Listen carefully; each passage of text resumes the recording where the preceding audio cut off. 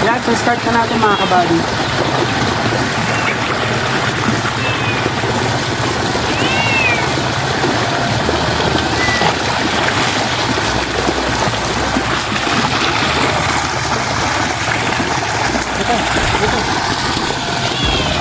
Yan, so nakahuli tayo.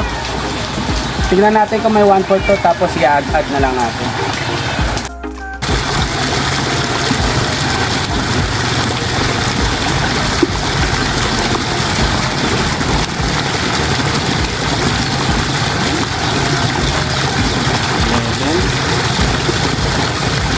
Yep. 30, 40, 15. Yan, so 16 piraso mga kabady. Tapos ganito na sila kalalaki. Yan o, 2 fingers na.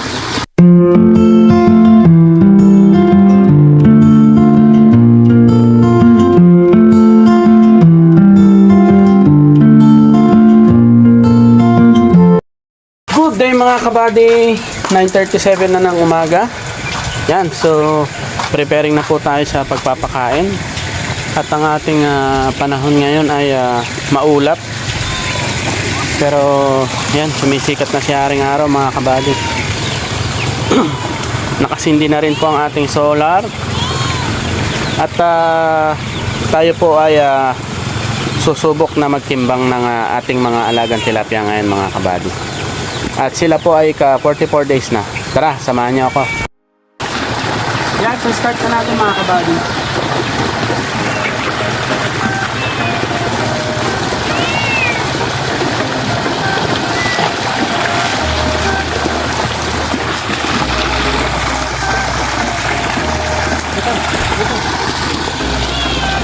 Yan, so nakahuli tayo. Tignan natin kung may 1/4 to, tapos i-add na lang natin.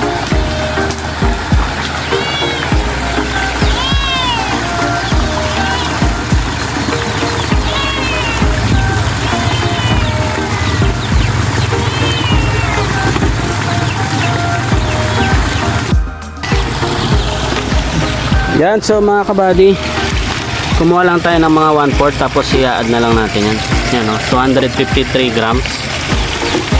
Yan sila. So bibilangin na natin para may balik agad natin para hindi sila may stress.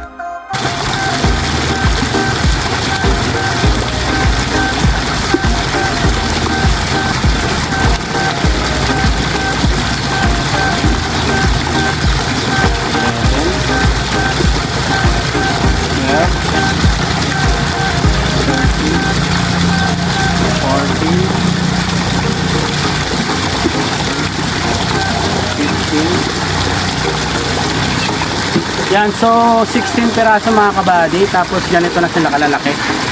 Yan o, 2 fingers na.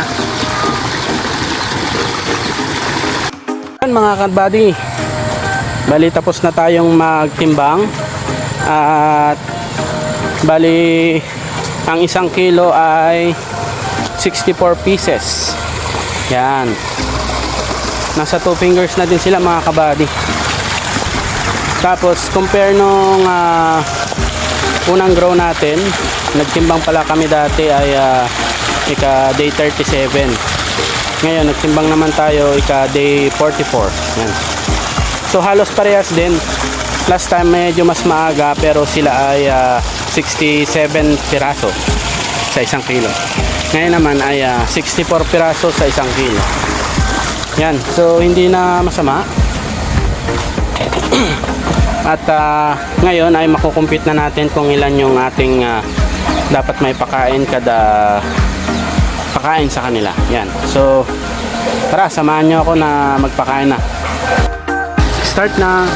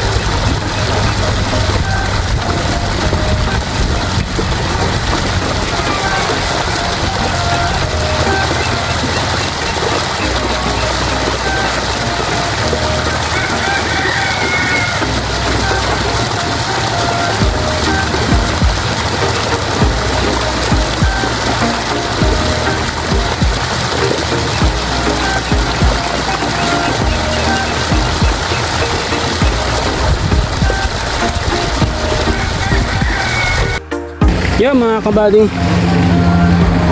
naihagis na natin yung almost 1.7 kilos. Yan. So may natira pa dito. Tapos punta natin sila dito kasi nandito yung iba or yung karamihan. Tapos na rin tayo magtimbang. Yan.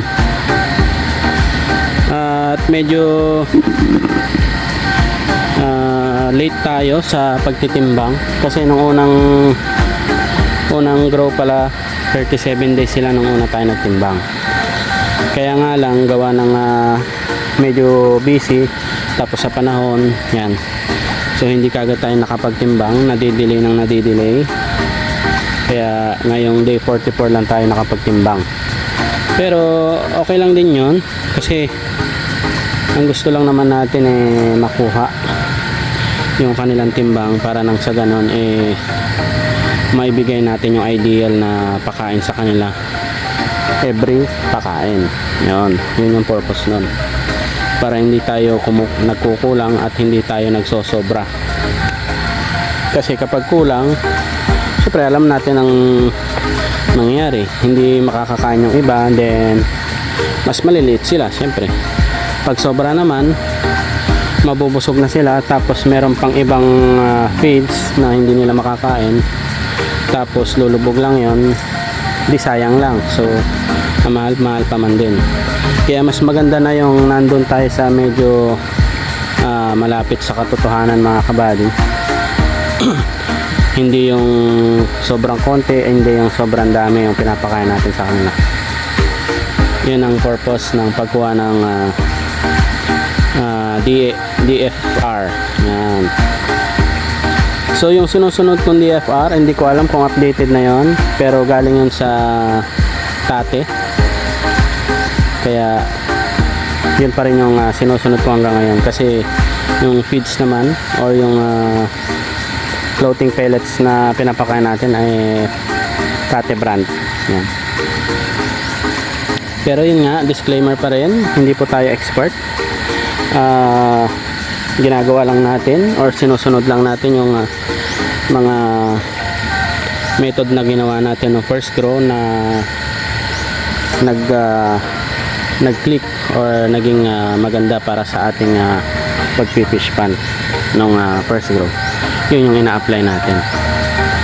Yan, so ubos na nila yung hinagis ko nung una, so bibigyan pa natin sila. Meron pa dito.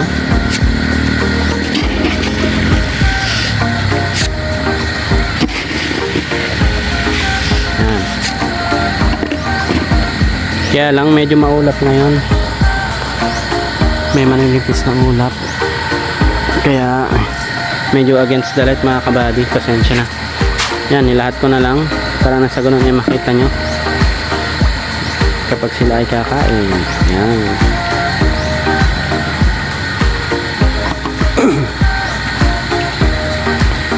At mas malalaki sana tong mga to kung talagang nakakakain sila ng tama.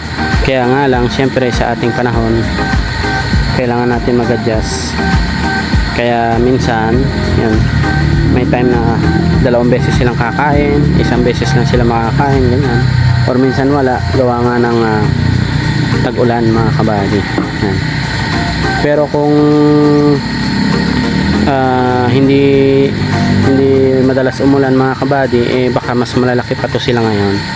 Pero satisfy naman tayo sa kanilang paglaki kasi ayos pa rin naman yan. Hindi pa rin naman sila talaga huli sa araw na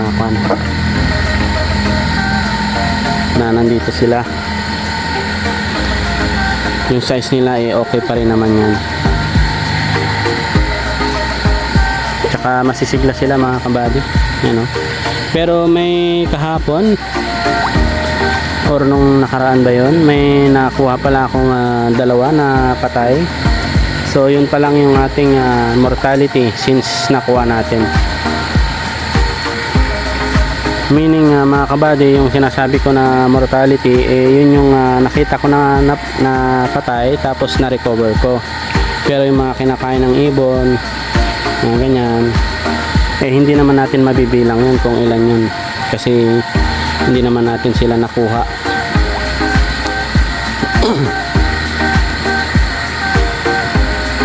And so, mula nung umpisa hanggang ngayon, dalawa pa lang yung ating nakukuhang patay. Hopefully hindi na masundan, pero syempre hindi naman natin masasabi na last na yon, kasi hindi naman natin na hawak ang buhay ng tilapia. Kumbaga may time na masigla sila, may time na bigla silang magkakasakit tapos mamatay. Maraming cause mga kabady, pero hindi natin yan maiwasan. Ganun talaga. Basta wag lang yung maramihan. Kung paisa-isa lang, kumbaga given yun, nangyayari talaga yun. Pero kung maramihan, may problema talaga sa pagkain, sa tubig, sa temperature ng tubig. Yan.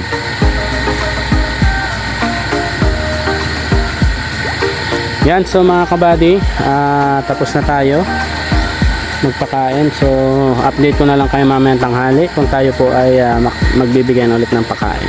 Yan, mamaya ulit. Update mga kabady.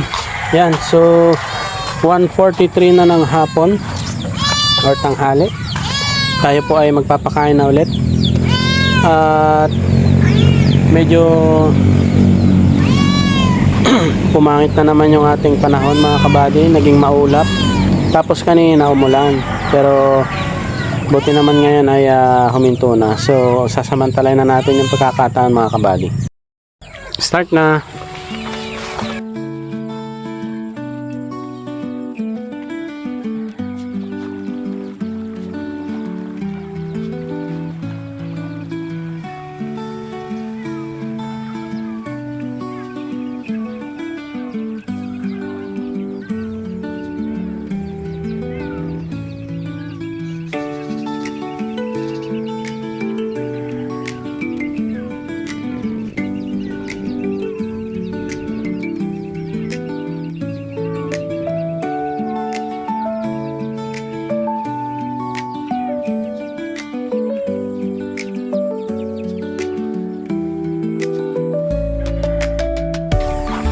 Yan mga kabady,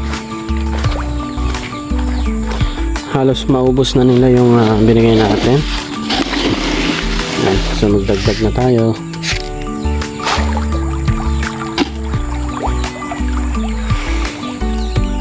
Yan, so nagpakain na ako mga kabady, gawa ng baka umulan na naman, mahirap na. Tapos baka mamayang hapon hindi tayo makapagpakain gawa ng may pupuntahan kami at hindi namin alam kung anong oras makakabalik. So mag-aalas 2 na yan.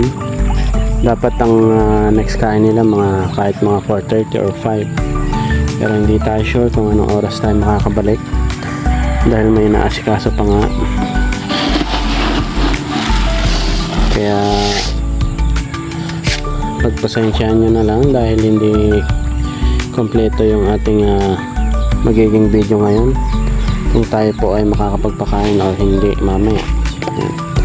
At least sinabi ko na sa inyo ngayon. Yan, nilahat ko na mga kabady.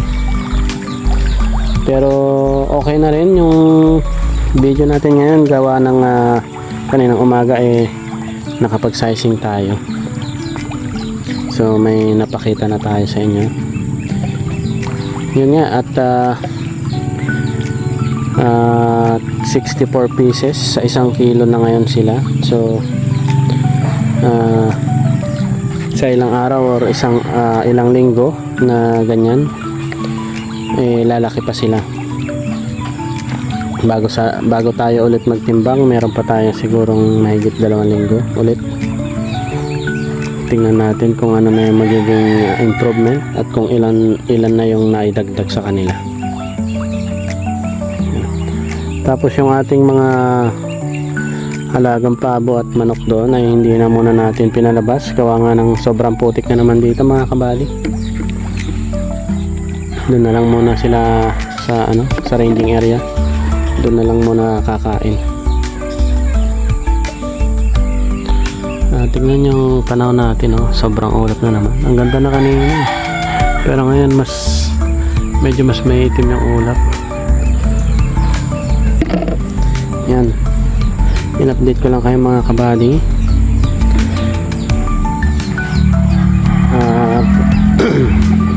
Hanggang dito na lang muna siguro, pero check natin kung maaga tayo mamayang hapon, madudugtungan natin yung video ngayon. Yan, update tayo mga kabady. Pasado alas 5 na at medyo nakabalik tayo ng medyo mas maga. Yan, so makakapagpakain pa ulit tayo. Yan, simulan na natin mga kabady. Start na.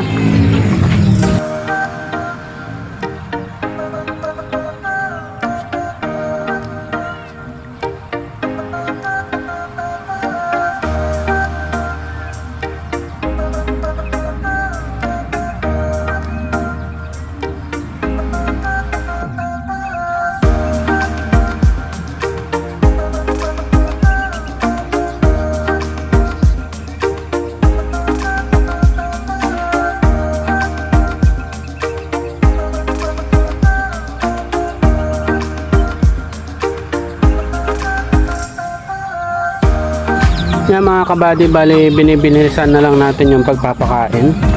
Gawa nga ng hapon na, tapos medyo padilim na rin naman. Yan naging maganda na yung panahon. Yan, may buwan pa.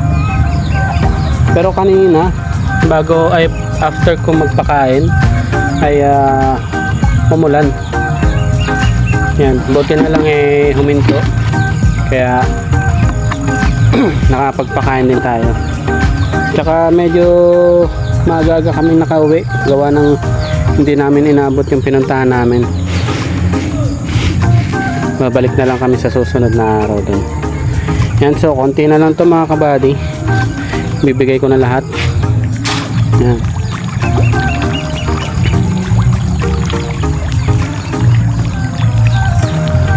Lalaki na rin nila talaga mga kabady. Lalo na siguro kapag kompleto talaga yung pakain natin sa kanila. Kaya lang alam niyo naman kasi umuulan-ulan, kaya hindi sila laging kompleto kung kumain. Pero at least yan, na ano pa rin nila yung paglaki nila.